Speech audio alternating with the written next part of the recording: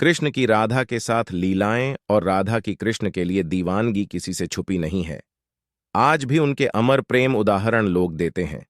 भले ही ये एक दूसरे के कभी हो नहीं सके, लेकिन फिर भी इनका नाम साथ में लिया जाता है। आखिर ऐसी क्या वजह थी जिसके चलते राधा कृष्ण की प्रेम कहानी अधूरी रह गई? ये किसी को नहीं पता। गर्ग संहिता और पुराणों में इसकी वजह बताई गई है। चलिए जानते हैं कि आखिर क्यों नहीं हो सकी राधा कृष्ण की शादी।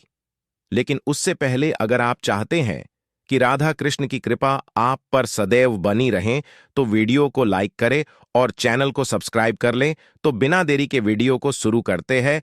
गर्ग संहिता के मुताबिक कृष्ण जब बचपन में नंद बाबा की गोद में खेल रहे थे, तभी उन्हें एक अद्भुत शक्ति का आभास हुआ, जो कोई नहीं बल्कि राधा थी। वो तुरंत ही बाल अवस्था को छोड़कर यौवनावस्था में आ गए।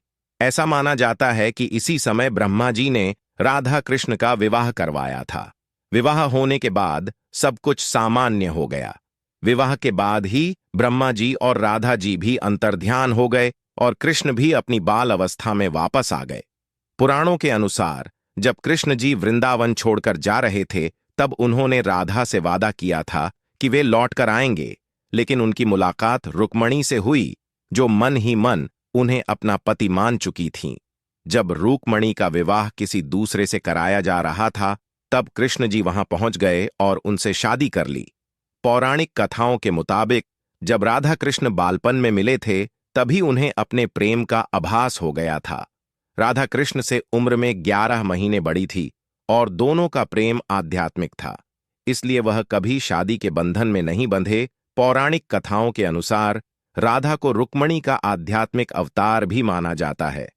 अब इन कथाओं की माने तो राधा कृष्ण का विवाह सीधे तौर पर तो नहीं हुआ, लेकिन दोनों जीवन भर एक दूसरे से प्रेम करते रहे। कृष्ण जी ने रुक्मणी से विवाह इसलिए भी किया क्योंकि वे जानते थे कि रुक्मणी ही राधा है। दरअसल राधा का ही एक स्वरूप रुक्मणी का था। रामचरितमानस के बालकांड के अनुसार एक बार विष्णु जी ने नारद जी के साथ छल किया था। उन्हें खुद का स्वरूप देने के बजाय वानर का स्वरूप दे दिया था।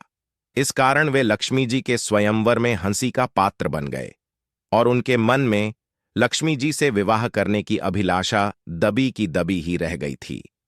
नारद जी को जब इस छल का पता चला, तो वे क्रोधित होकर वैकुंठ पहुंचे और भगवान को बहुत भला बुरा कहा और उन्हें पत्नी का वियोग सहना होगा, यह श्राप दिया।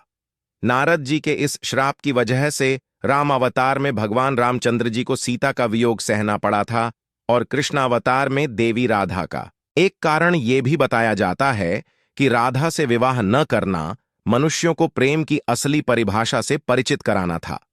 कहा जाता है कि एक बार देवी राधा ने कान्हा से पूछा कि वह उनसे विवाह क्यों नहीं करना चाहते।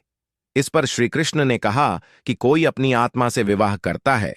क्या कृष्ण राधा को खुद से अलग नहीं बल्कि अपना ही अस्तित्व मानते थे? वह मनुष्यों को यह सीख देना चाहते थे कि प्रेम भौतिक संबंध से नहीं बल्कि आध्यात्मिक प्रकृति है। प्रेम और विवाह एक दूसरे से अलग नहीं है। जैसे राधा कृष्ण बिना विवाह भी सदियों से एक ही हैं।